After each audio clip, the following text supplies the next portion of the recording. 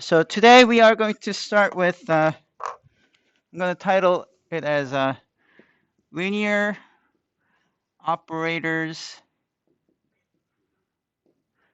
and differential equations. Okay. So I have to start by defining what linear operators are. So what's a linear operator?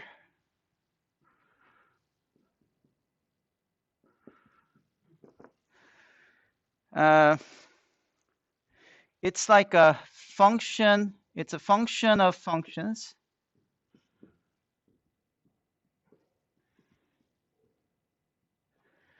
with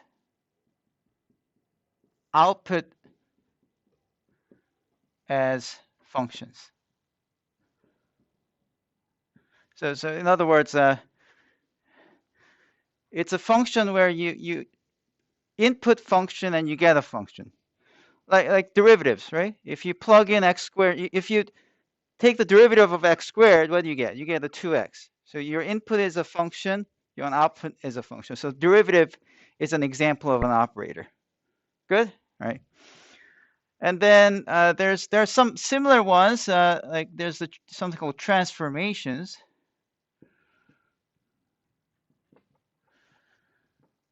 And it's almost like this. It's exactly same, except with output as functions of different variable. Okay, so if you feed in a function of x, you get a function of t or some other variable. Now this distinction is not so important that sometimes you take a transformation and think of it as an operator between two spaces. So sometimes that does happen, but there are I guess the most famous transformations are the Fourier transforms and Laplace transforms. In fact, we're going to use Laplace transforms later in this course, okay? So those do, it takes in a function and gives you back another function, but it's of a different variable. But sometimes they think of transformations as a special part of a linear operator as well. Okay, then there's something called the functional. And it's functions of functions, but the outputs are numbers.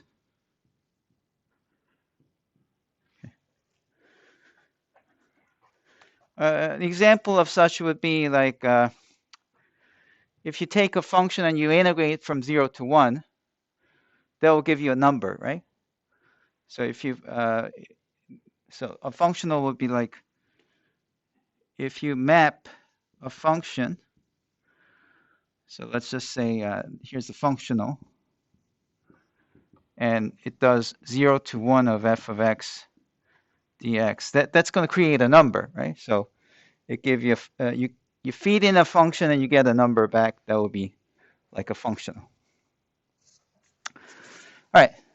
So I just wanted to talk about these different words because they're somewhat related.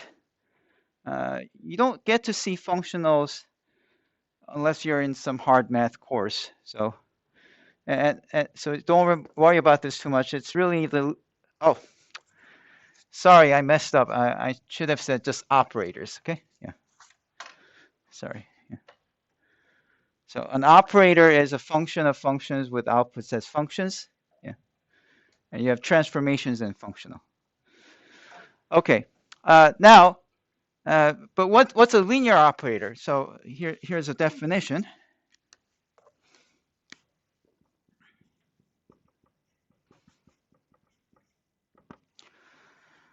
An operator is called linear if it satisfies two conditions. Number one, if let's call the operator as L. Okay, so L. Yeah, so an operator L is called linear if L of a function and another function is same thing as L applied to that function plus L applied to the other function. Okay. And if some constant times a function is equal to C times L times f of x. I'm just not right.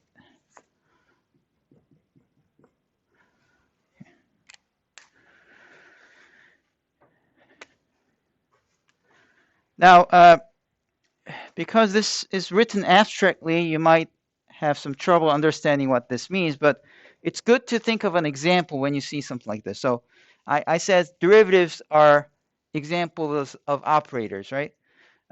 Derivatives are actually an example of a linear operator because when you have two functions added and if you differentiate, that's same as differentiating them separately. Isn't that right? Yeah. And also, if you have a constant multiple, what do you do with the constant multiple when you differentiate? You can bring it in front, right? So that's also true. So derivatives are a very typical example of a linear operator. And you can put these two conditions together and write it as a single condition as follows. You can say some constant times a function plus another constant times function gives you a times L of f of x, b times L of g of x. Okay. I put parentheses. You don't need a parenthesis if it's just applied to one function. And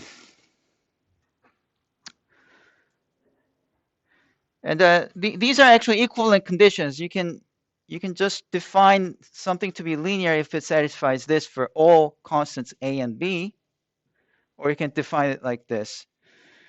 Now you can see that if it satisfied properties 1 and 2, and you apply this L to this, first property says you can apply L to each of them separately. Second property then says that A and B can be brought in front. So this is indeed true, right? And once again, if you have trouble following my argument, just think of the derivative operator. If you have a derivative of two functions like this with A and B constants, wouldn't this be the result, right? So that's what it is, okay? All right, and vice versa. If this is true, then you can just set A and B as 1. Then this formula just becomes this first property. Also, if you plug in C into A and plug in 0 into B, then this formula gives you this one. So you can see that they're equivalent.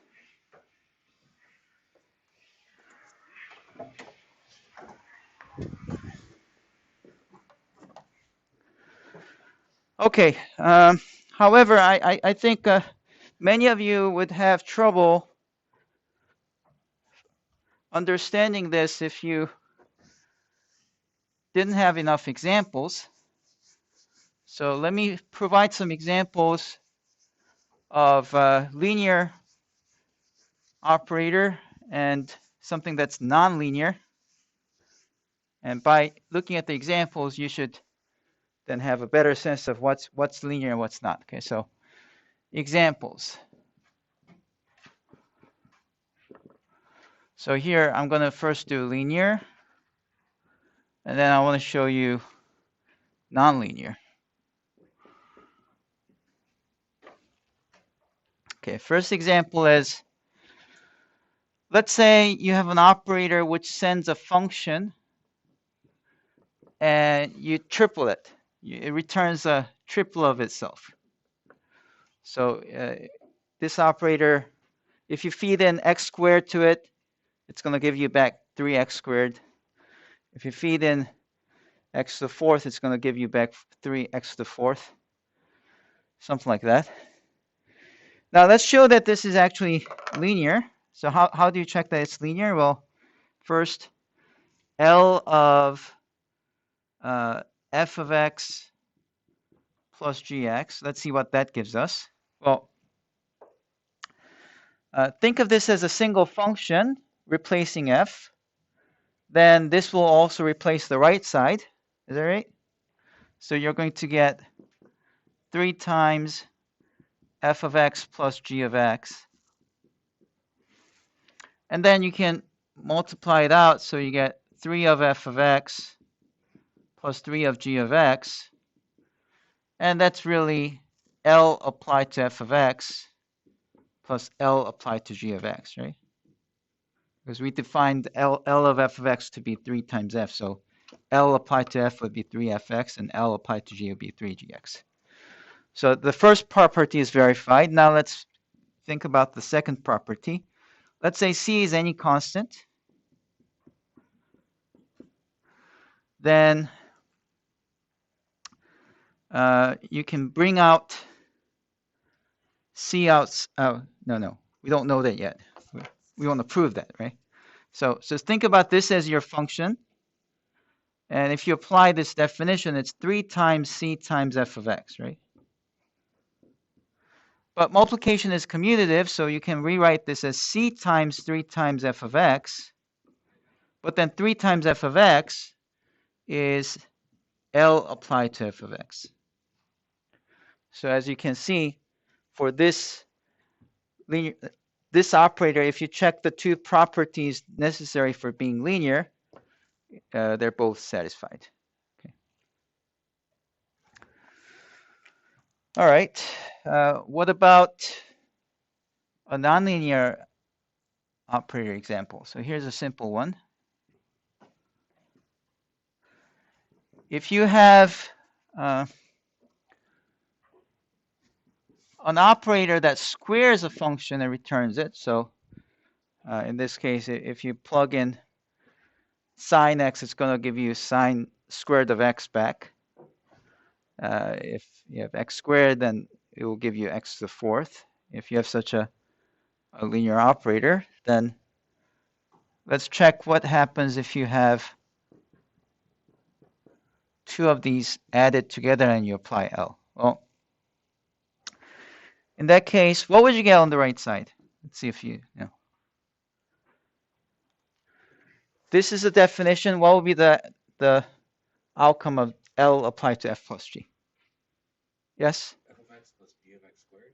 Yes. So this entire thing replaces f. So if you replace this f by f plus g, then you end up with f of x plus g of x squared, right?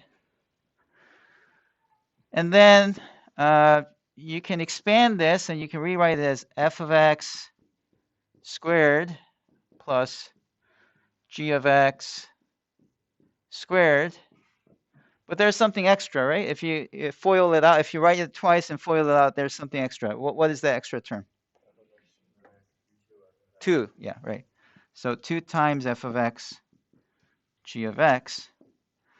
So that this would be, this part would be L applied to f of x.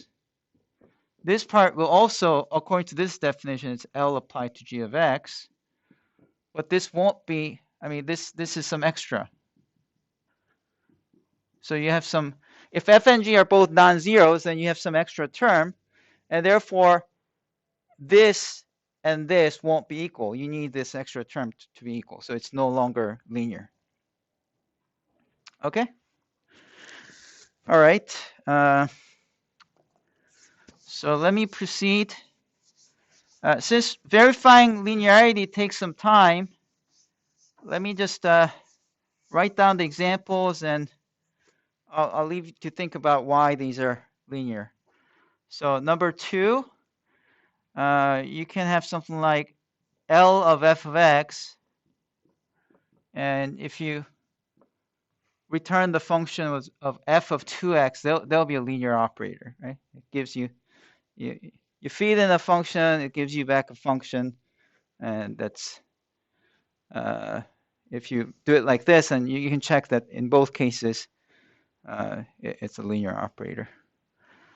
Okay, another one would be an integral operator is linear, so you can integrate from 0 to x of f of t dt.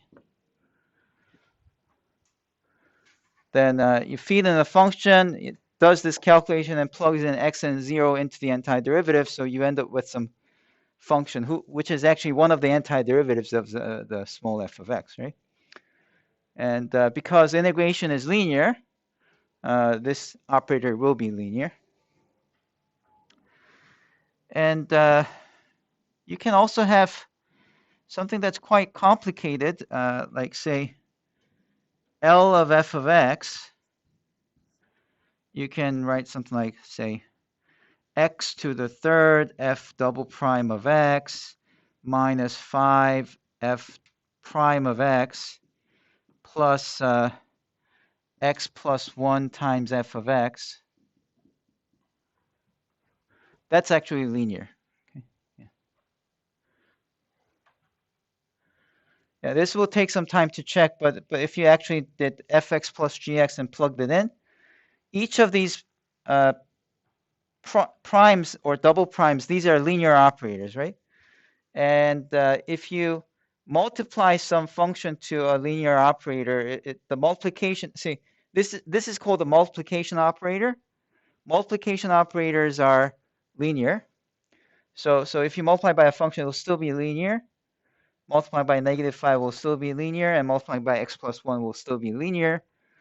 And if you add linear operators, you still get a linear operator. So at the end of the day, this will still be a linear operator.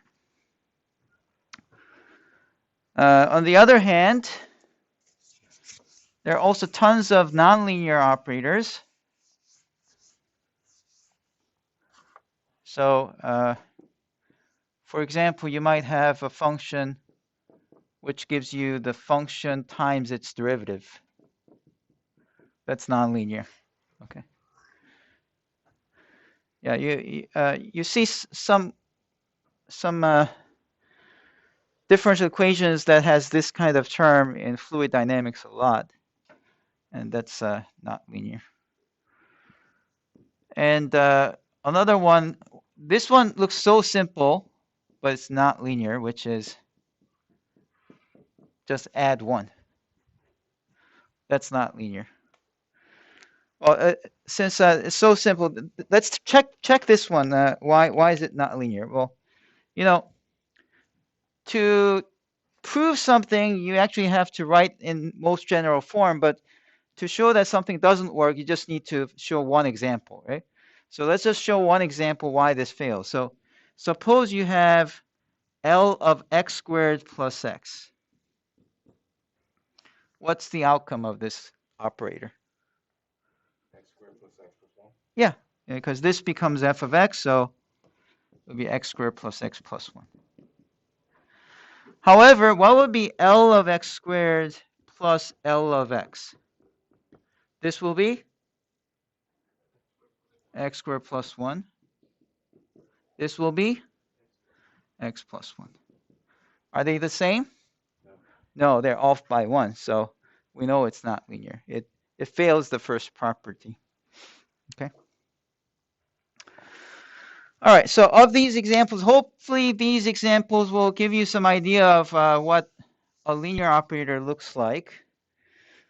Of these linear operators, the last one I showed you, this is like the most important one because these are the operators that we get to use for differential equations. So let me erase here and write a definition.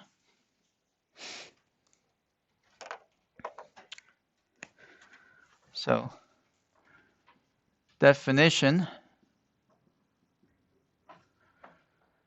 a linear differential operator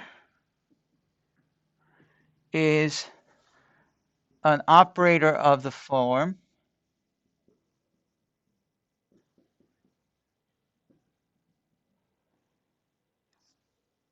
L equals to, well, L of, let's use L of y, and even if I don't say y parenthesis x, it should really be y parenthesis x, okay?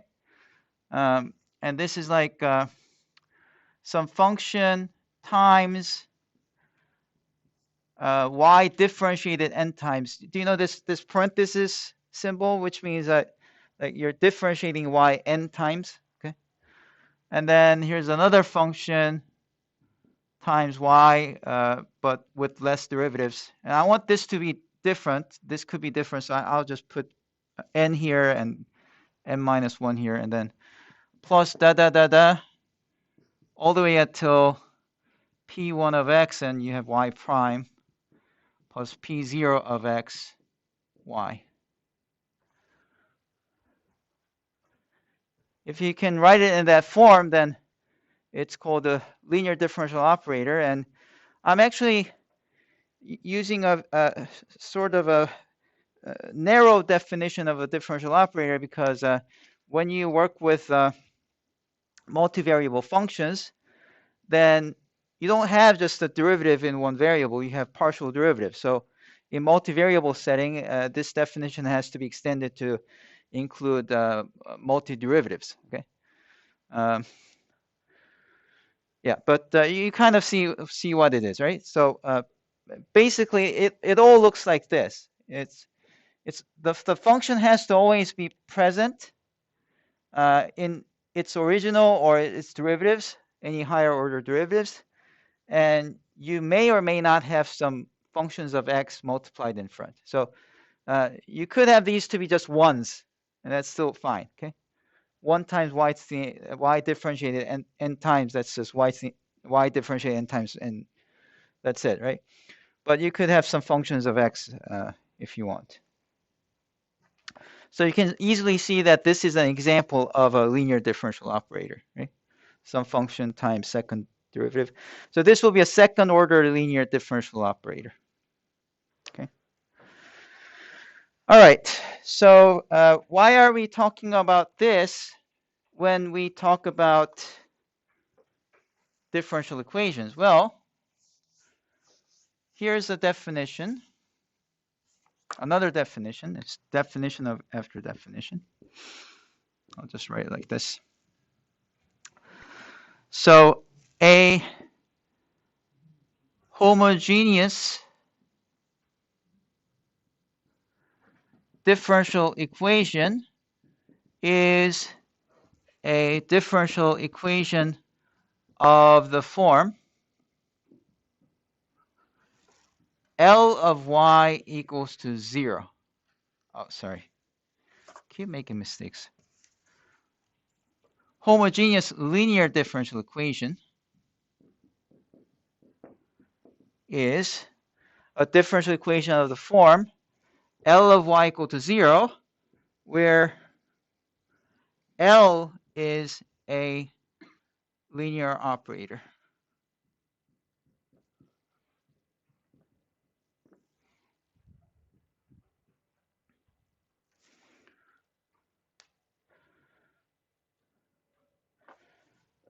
Okay, now what does this mean? It means that the equation has to be of this form. Every term must have y or y prime or y differentiated some number of times. And then some function of x may or may not be multiplied. If every term on the left side looks like that, then it's a homogeneous linear differential equation. Okay. And if the right side is not 0, in other words, if there's a function of x there on the right side, and the left side is a linear operator, in that case, we call that a non-homogeneous linear differential equation. So being homogeneous is referring to the 0 on the right side. Okay. And these are the easiest types of, actually, the ones with all the pn's being just constant numbers rather than functions of x.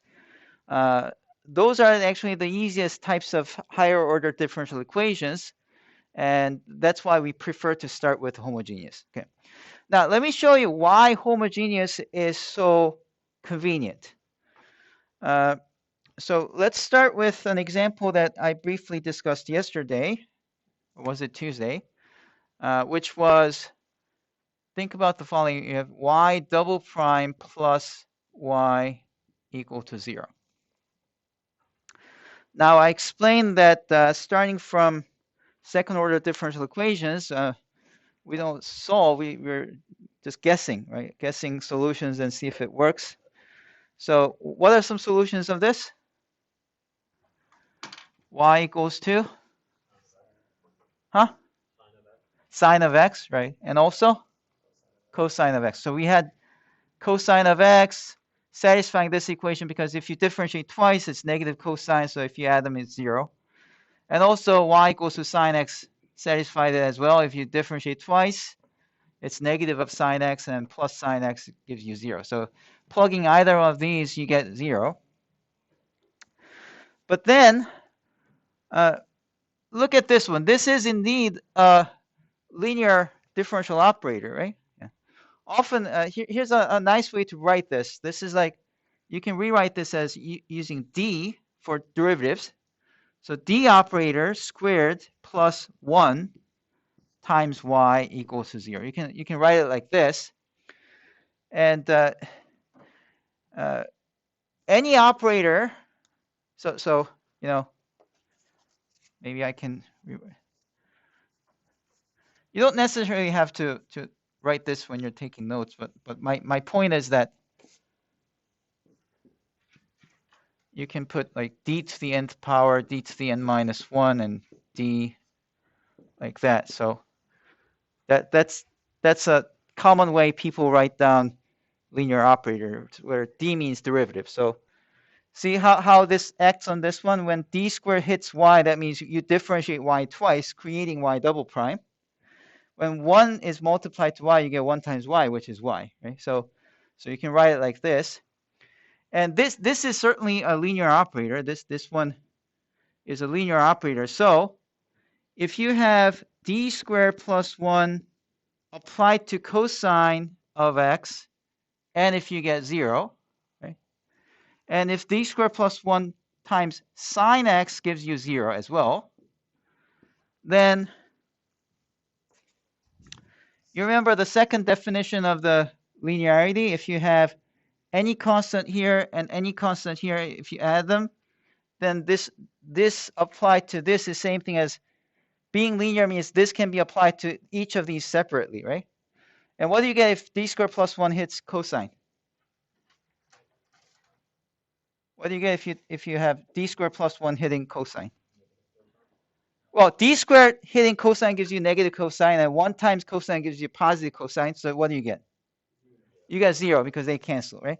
And d squared plus 1 hitting sine x, you get 0 again. So when this hits this, using linearity, each of these will become 0. So overall, it will be 0. Okay. So here's a nice thing that we observe, which is that this thing, which is called superposition. This is a word that physicists like to use. Mathematicians like to use linear combination.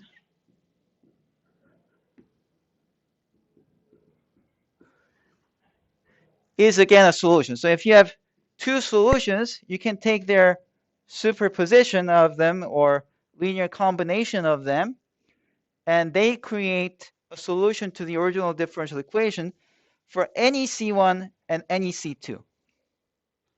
Now, this is a good thing because I talked about why we are justified to guess the solution of a differential equation. Why are we allowed? Well, that's because there's a theorem that mathematicians proved about uniqueness. So if it's second order, then it has to have a unique solution with 2 free parameters. Okay? If it's third order, you should have 3 free parameters. So you have 2 free parameters, and this is a second order.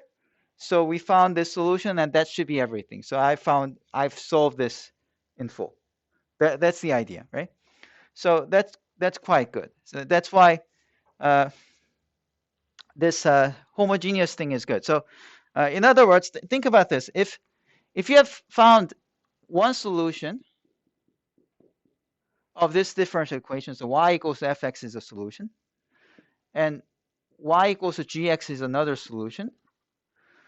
If these two are true, then in general, we can just say L applied to C1 times f of x plus C2 times g of x. And then this will be C1 times L applied to f of x plus C2 times L applied to g of x. This is the definition of linearity, right? And this is 0, that's 0, so that's 0.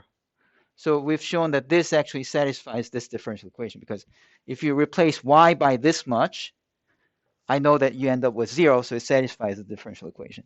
So that's the generic plan. So this specific example actually holds in general if you have a linear differential equation. Yes? So are you adding the C1 and the C2 so that you can say that it's a linear? No, I'm adding C1 and C2 because of two things. First, even if you have C1 and C2, it will still be a solution because of linearity. That's one. Second, this is second order. So if I can find a solution with two free parameters, notice that you can have C1 as 5 and C2 as 7. It will still be a solution. It can be any two numbers. Okay, you can have -5, 71, or anything. So you found a solution with two free parameters. So you found all the solutions of this. Those are the two reasons why you want to have linearity. Okay? It's a lot simpler. If you don't have linearity, then this process becomes a lot harder. It's hard to solve. Okay. So far it sounds good. However, here's a problem. There's another solution to this differential equation. Which was it?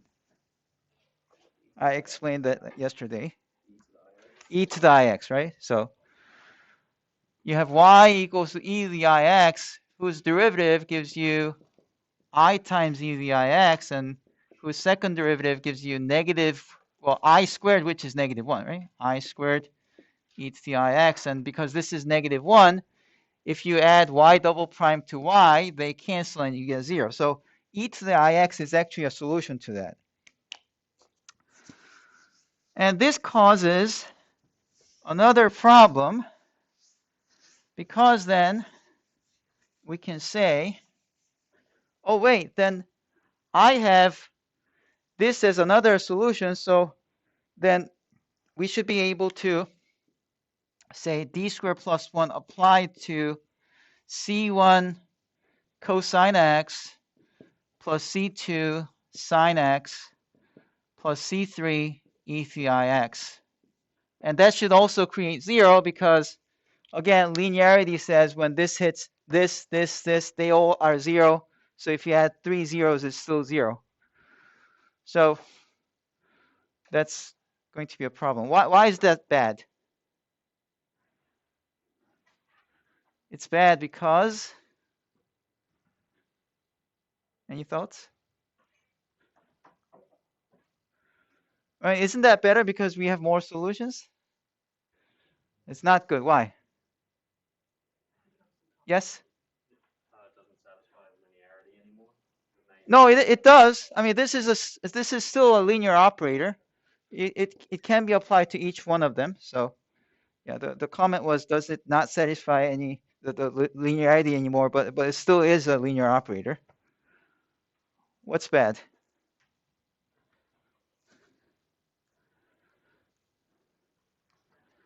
Well, my comment is that this is a second order differential equation, right? So what should be the solution?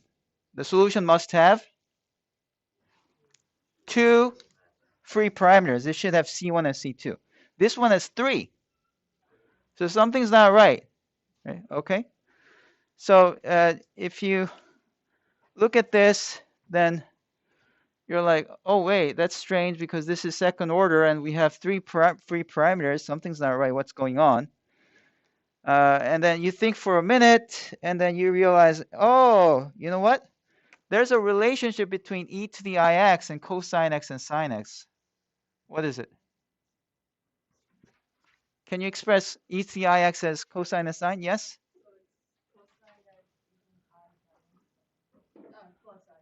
Cosine x plus I sine x. That's called the Euler identity, right? It's a German name, so rather than reading it as this as a American style, I've heard a lot of instructors say Euler's identity.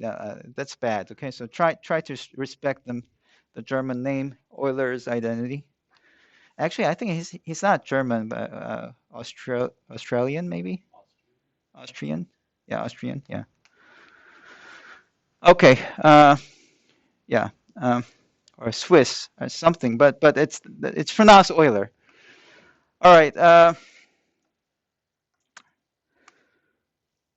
So what this means is that when initially you try this out and you found out, oh, this satisfies it too, and you include it in your solution, and now you realize, well, anything you write with C1, C2, and C3 can be just expressed by these two, because you can just rewrite this in terms of this. So, for example, if you have an initial condition that makes C1, C2, and C3 as 1, 2, 3, then you can just get rid of this term and rewrite this as that, and it will be like C1 would be 4, and C2 would be 2 plus 3i. Yeah. So you can, anything that you express using C1, C2, C3 by use of the Euler's identity, you can just reduce it to an expression by using these two. So this third one is actually not needed, okay? Because it can be expressed by the other two. Now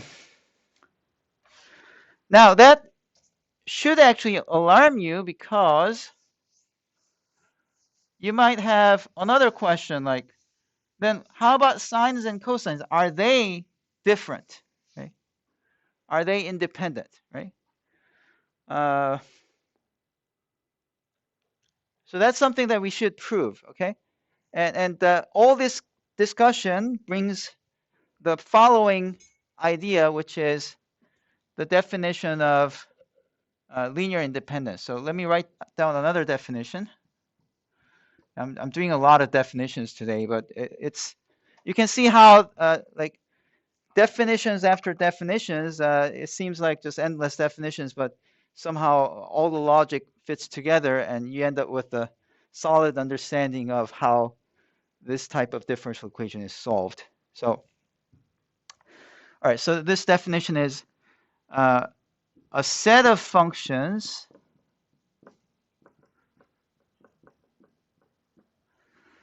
f1x, f2x, fnx is called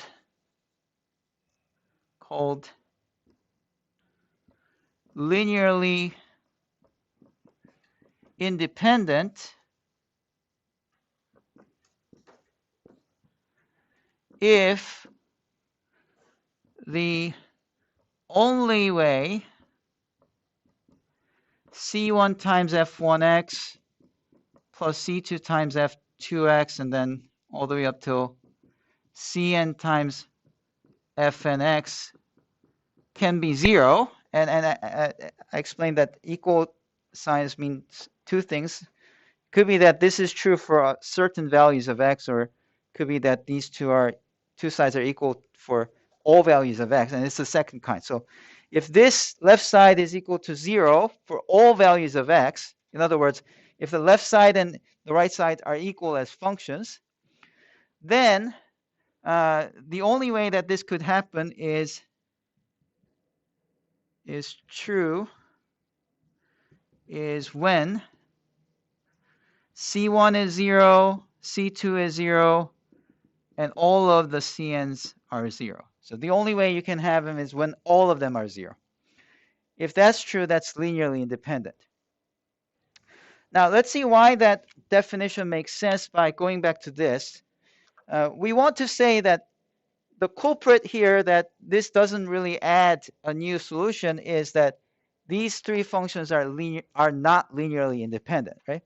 So look at this. If I move this to the right side, here's what I get. I get 1 times cosine x plus I times sine x minus or plus negative 1 e to the ix equals to what?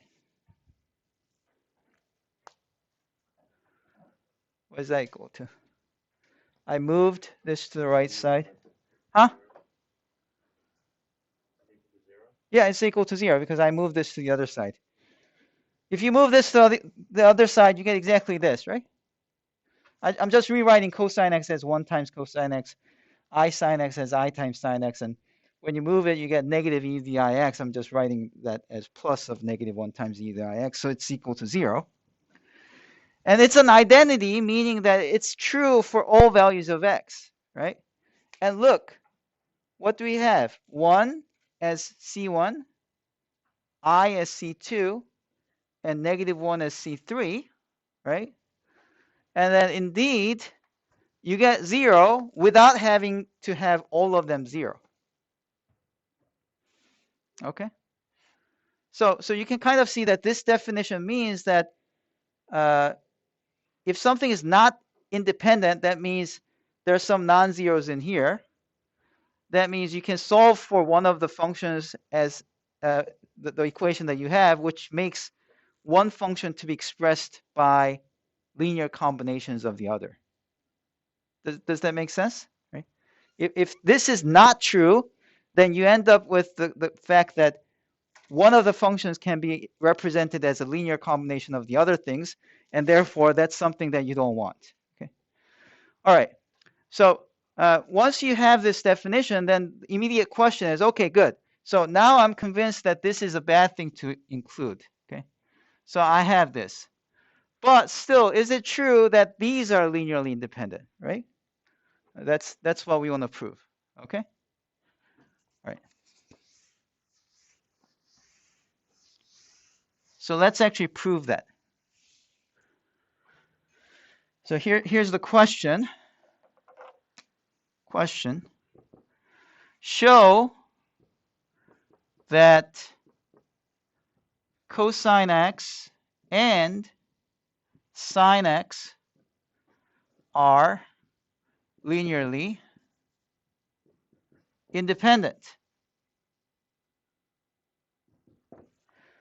And I want to show you two solutions because that one is important for conceptual, and the second one explains why how to do it somewhat mechanically. Okay, so solution 1. Now this is actual proof question, and sometimes I actually ask you to produce both of them, but for this semester I'll only ask you to do the second kind, which is kind of mechanical. Once you know the steps, you can just follow it, and it's not that bad. Okay. All right. So let's try this. First, see, I want to show that it's linearly independent. So I say let C1 of cosine of x plus C2 sine of x equal to 0.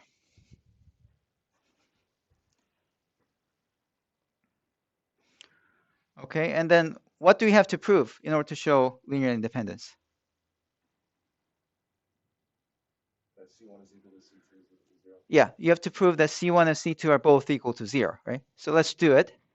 Suppose C2 is not equal to 0, then we can do the following. We can move this to the other side.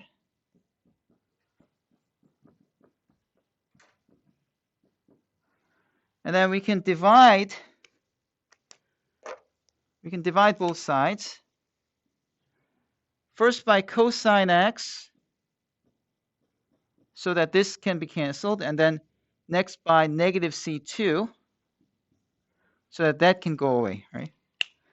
Okay, so if you divide both sides by negative C2 cosine x, what do you end up with on the left side?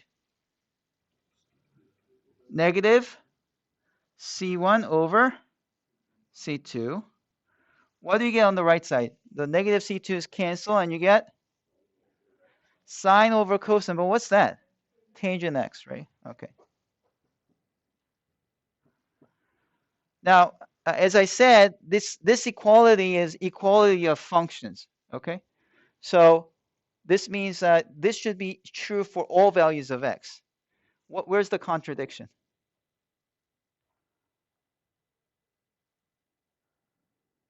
This is a constant, right? Because C1 is a constant, C2 is a constant, you get the constant value. But what do you have on the right side? It's not a constant, it changes with different values of x, right? So you're saying that a function which changes its value is same as a constant value, so that's a contradiction. So contradiction.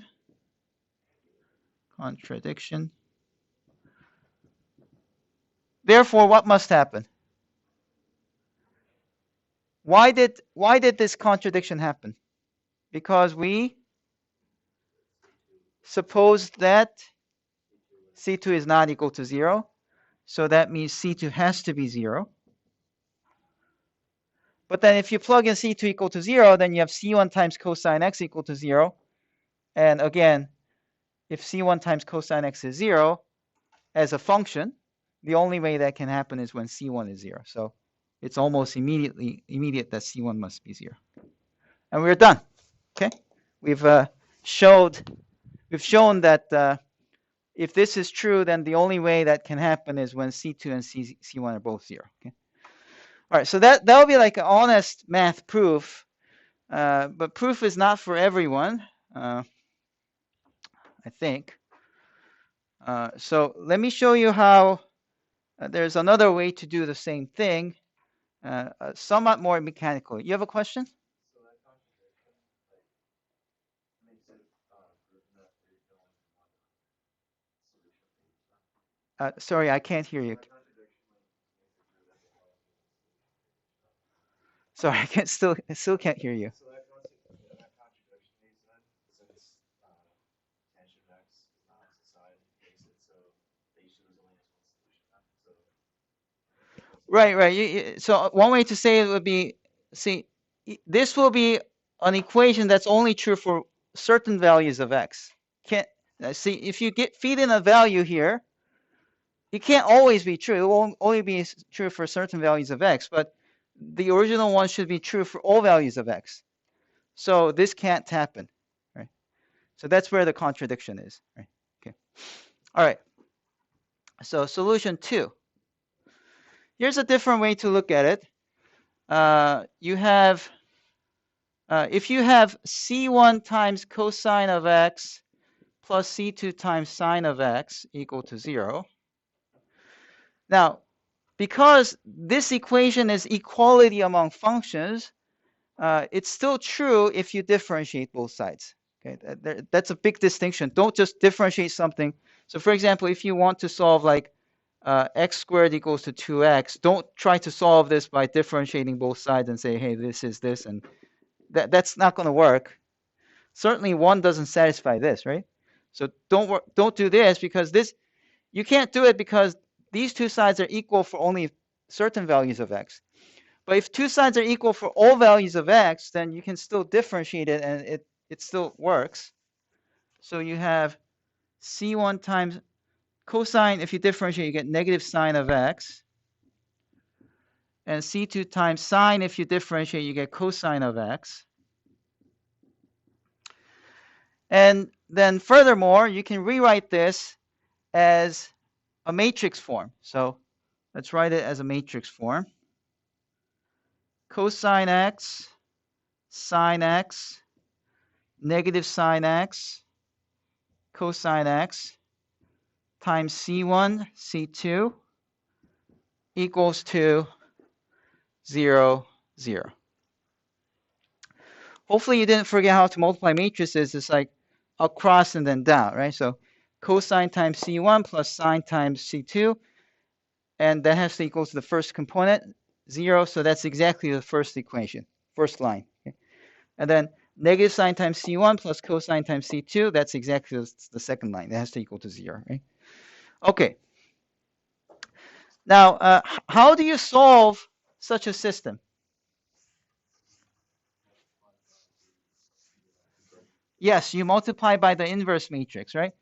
So you can just say, oh, therefore, C1, C2 is some inverse matrix. And I don't even have to care what that inverse matrix is because the right side has 0, 0, right? So this is some inverse matrix. I don't know. You know the formula for the inverse matrix, right? Yeah. So 2 by 2 inverse matrix is like, yeah, I think you know, right? Okay, so you have that. And then any matrix times 0, 0, what's that? 0, 0, right? So I get C1 is equal to 0 and C2 equal to 0, right? Immediately. Sounds really simple. However, I'm skipping a step. There is something that we have to address. So here's the question. Do inverse matrices always exist? Is that true? For any matrix, can you always have an inverse? When is it not true? When does the inverse not exist? Just think about the formula for the inverse matrix. It's a fraction. Fraction is bad when? Denominator 0. What's in the denominator of the inverse matrix formula? Huh? The determinant. The determinant is there, right? So what we have to do is, it looks like a clean proof, but there's something missing. We have to actually calculate the determinant. So let's calculate the determinant of that matrix. Cosine x, sine x, negative sine x, cosine x. And determinant is like AD minus BC, right? So it's going to be cosine squared of x minus sine x times negative sine x.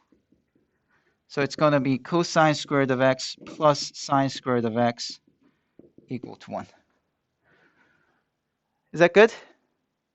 Yeah, it is. It's non-zero, so the inverse does exist, and therefore this argument does work. Okay. Had this been 0, we wouldn't be able to do this, right? In fact, this calculation is too much, so I don't want to do it, but if you actually had this with this with this, 3 of them, in that case, you have 3 unknowns, so you need 3 equations, so you will have to differentiate once and then twice.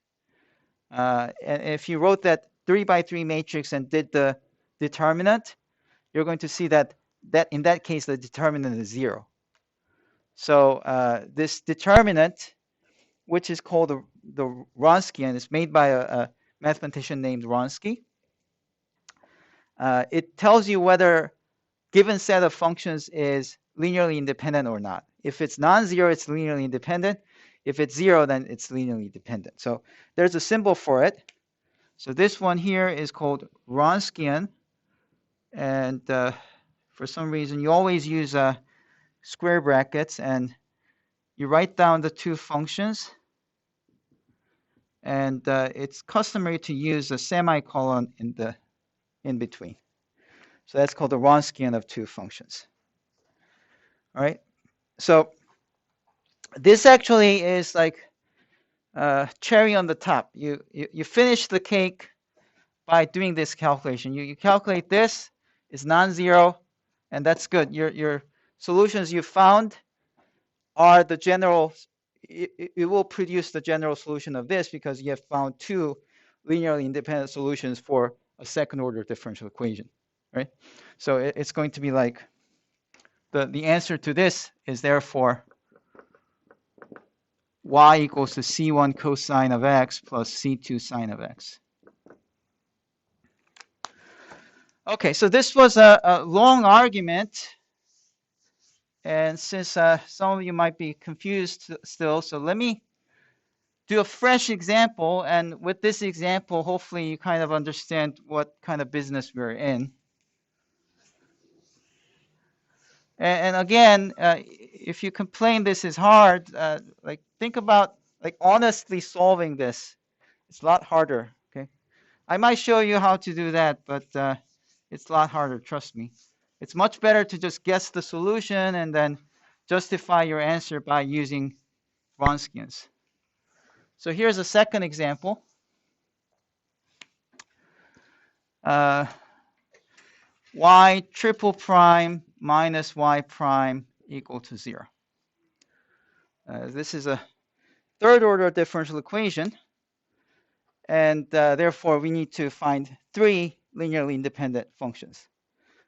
Okay, so any guesses? Yes. Very good. E to the x, if you differentiate 3 times, it will still be e to the x, and e to the x, if you differentiate once, it will be that, and therefore subtract, you get 0. Okay. Anything else? Now, I explained that we're not just guessing out of the blue. It's not a shot in the dark. It's actually an educated guess. So let me show you what educated guess means. So if you have a linear operator with only constant coefficients on the left side, in that case, we know that the solutions look like e to the rx. That's our educated guess. Okay, so if we know this, then we can just plug that in and see what value of r should be. Okay, you see this? Yeah. All right, so you differentiate once. What's the derivative? R times e to the rx. This one of the r comes down, right? And then you differentiate twice, you get r squared e to the rx. Differentiate 3 times, you get r cubed e to the rx. Okay, and then if you plug this to the left side, that means this y triple prime becomes this one, and y prime becomes this one. So you end up with r cubed e to the rx minus r times e to the rx equal to 0, which you see that e to the rx is a common factor. So you have r cubed minus r e to the rx equal to 0. And then you see that, oh, exponential functions can never be equal to 0. So it has to be this that's equal to 0. So you get r cubed minus r should be 0. Well, you can factor the r out, which gives you r squared minus 1. But r squared minus 1 factors as r plus 1 times r minus 1 equal to 0. So what's your value of r? R equals to 0, negative 1, and 1. Okay. So you get this value. Therefore, what are the solutions of the original differential equation? I see that some of you are still copying this down. But as you copy it down, think about what that means. Okay. What are the solutions of this differential equation? Y equals 1, negative 1, 1. No. Yes? Yes, yes, yeah. See, we know that e to the x is one of the solutions, right? Okay. So, look, this is the solution, not r. R is not the solution. E to the rx is the solution. So when r is 0, you get e to the 0th power. What's that? 1. So you know that the solutions are y equals to 1, e to the negative 1 times x, which is negative x. And when r is 1, you get e to the x. And in fact, you can check that each of these are solutions. If you plug in 1, what do you get? What's the third derivative of 1? 0. What's the first derivative of 1? Constants differentiate to 0. So 1 is definitely a solution to this, right? How about e to the negative x? If you differentiate once, it's negative e to the negative x, but also the third derivative is negative e to the negative x. So they cancel each other. So you do get the solution, okay? So this will be nice if we can now say that the linear combination of these 3 is all the solutions, because this is third order, and you can take the linear combination of them, you get C1, C2, C3. However, what do you have to check? We have to check if these are really, what was the word? Linearly independent, yes. We have to check whether this is linearly independent, okay? And instead of writing down the definition of linear independence and going through all the motions, we're just going to work with Wronskians and that's it, okay? So we're just going to say, okay, you have 1 e to the negative x, e to the x. I need the Wronskian of this. And Wronskian is some determinant of the function as its derivatives, right? And all you have to remember is that you cannot take determinants of a non-square matrix. It's just not defined at all, okay? You can only take determinants when you have a square matrix. So if I differentiate this once, it's going to be 0 and negative e to the negative x, e to the x. And then if you differentiate this, if you stop here, it's not a square, right? So that forces you to differentiate this yet again. And now you have a square matrix, which means now you can take the determinant, right? Okay, so how do you compute this? All right, some of you know this, like rewriting this twice on the right side and doing that. For this one, it's actually better if you do the column expansion. So I can just do the first one times you take out the column and the row containing 1, and so that's the minor matrix, right? So it's 1 times negative e to the negative x, e to the x, e to the negative x, and then e to the x. And thankfully, then the next item is 0, and the next one is 0. So these don't create anything. It's like 0 times something, 0 times something. We don't care. So it's just this one. But then wait, look at what this is. E to the negative x is 1 over e to the x. So if you multiply these two, you get 1, and there's a negative. So it's going to be negative 1. So it's going to be negative 1 from the first one. And then minus, if you multiply these two, what do you get? Negative power means 1 over, right? So these are reciprocals. Yeah, so it's 1. So you get negative 2, which is non-zero. So what does that say? Linearly independent. Okay, is that good? Yes, it's good.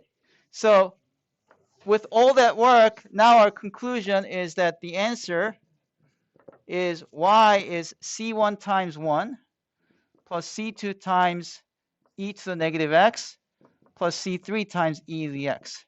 And that's the answer. Okay, and we were able to claim that that's actually the answer by first using some educated guesses, right? And then after that, verifying that they are indeed linearly independent. And as you can see, this is third order, and we have 3 parameters, 3 free parameters, C1, C2, C3. So we've done it, okay? So that's how we are going to approach these linear homogeneous differential equations.